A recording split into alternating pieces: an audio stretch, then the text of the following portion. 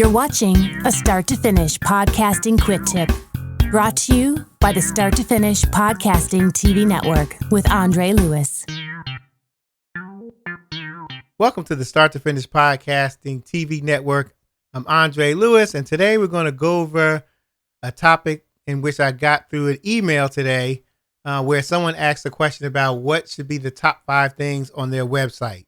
So what happened is they are starting a podcast. I think they have one episode out and they want to get a website. So what they asked me in the email was, what are the top 5 things that should go or be considered for their website? So I'm going to go over the top 5 things that I think should be considered. Most podcasters will probably consider the same things, maybe 4 out of the 5 that I'm going to give you, but these are the top 5 things that I considered. And like I said, most podcasters will probably agree with me. One is, I'm going to start right now. One is an easy website to remember without confusion.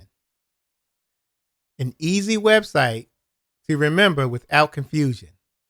And when I say confusion, I'm going to tell you what I mean. Let's just say an easy website, somebody who has a basketball podcast. So basketballforlife.com. Very easy to remember. Basketball for life. Okay, I get it. Confusion. Make sure there's no confusion in the domain name or the website.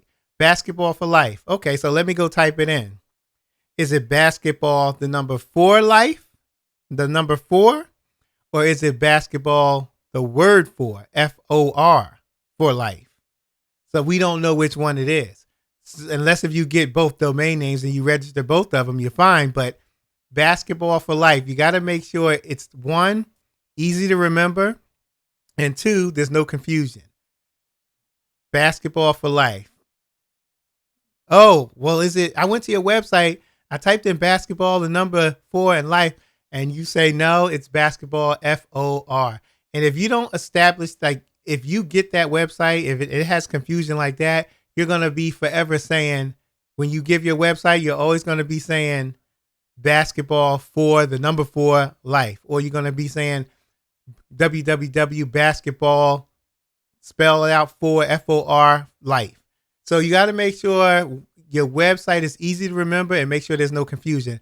I've made the mistake in getting Start to Finish Podcasting, but I think nobody's really going to put a 2 in there. Some people have. I've gotten emails saying that they couldn't get to the website because they typed in the number 2. So I've made that mistake too, but I'm going to keep it. I can always register start to the number 2 finish podcasting.com. So that's number 1. The second, in considering one of the most important things in your website, is make sure they have easy access to your podcast.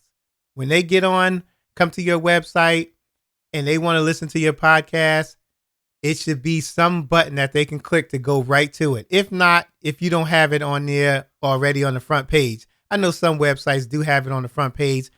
I don't particularly really like it on the front page. But, you know, if you have it on the front page, that's fine. But make sure they have easy access to your your podcast. And you can have a button to click podcast. Make sure it's nice and clear and they can see it. Don't put it somewhere where you have a drop down menu. And then when you drop down the menu, you can hit podcast because you got a whole bunch of other stuff that doesn't need to be there. Podcast should be one of the navigation buttons that should be right there. In addition to services, if you offer any. Also, you want to have right on your page, make sure you have a button where they can easily subscribe. One of the best things that you can have, best places you can have a subscribe button is probably on the bottom of the page or somewhere on the sidebar. I take that back. I wouldn't say bottom. I would say more on the top. So when your website opens up and they go to your website, it could be right there, pretty much on the side. If you have it on the side, like a sidebar, it's not saying like jumping at them saying subscribe as opposed, because if you have it like right there when you open up your website and it's like right there, or a pop-up window that says subscribe, that's annoying. And it's going to turn a lot of people off. So make sure you have an easy subscription button where they can subscribe somewhere on the side, but make sure it's in the frame of when you first open up the website. All right. What else? Number 4, a description of your podcast, a good description of it. Tell them what your podcast is about so they are not wondering. Okay. Just make sure you say, hey, look, welcome to whatever podcast. This podcast, I teach you this, I teach you that. We talk about this, we talk about that. We cover these topics. Make sure you're very descriptive in what this podcast is about, because that may be your only shot. Somebody may go to your website, and if they just read what's there and it's not what they want to hear, they're gone. So make sure you have a good description of what your podcast is about. And the last thing, the 5th thing you want to, that's most important, is make sure you have a button for your services. A navigation button for your podcast. Remember your podcast, and then you should have one for your services, so they know exactly what type of services you offer. You'd be surprised. A lot of people go to podcasting websites and they'll say, they need this or need that, and you may be able to do it, but you haven't expressed that to them. You haven't communicated that you do intros, you do post-production, you do consultations. For a long time when I started my podcast, I didn't mention that. Even though I did it, I didn't mention it. So I'm mentioning it now. I do consultations for those who want to start a podcast. I do editing services and all, I do a lot. Everything podcasting, I do a lot of. Make sure you mention that somewhere on your website, your services. Let them know what you offer. So those are the top 5 things. I'm going to go over them again real quick. Make sure it's their website name that they can remember and it's not too confusing. Make sure they have easy access to your podcast. Make sure they have a subscription button that's easy to access. It's right there. Not so much in their face with a pop-up subscribe, but more on the side.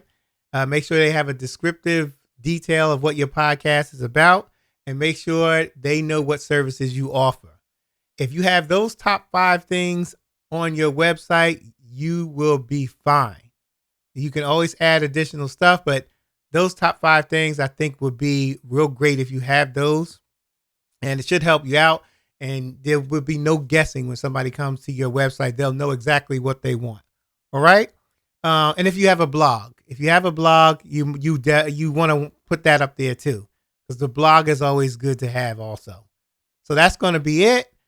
Thank you for tuning in. If you have any questions, you know where to find me. Start to Finish Podcasting at gmail.com. Check out the website, starttofinishpodcasting.com. Thank you for listening. Make sure you subscribe and make sure you tell 1,000 people about this channel. All right. I'll talk to you later. Bye.